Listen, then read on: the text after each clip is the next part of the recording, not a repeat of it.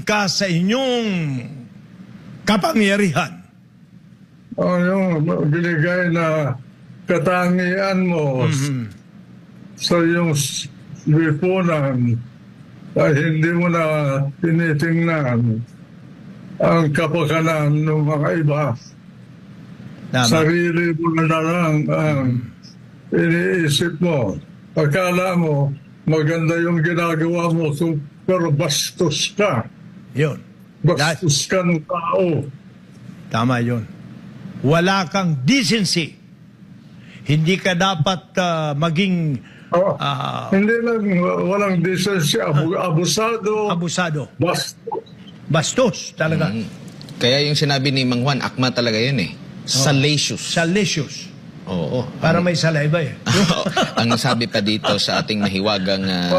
Parang salay-salay. Salay-salay.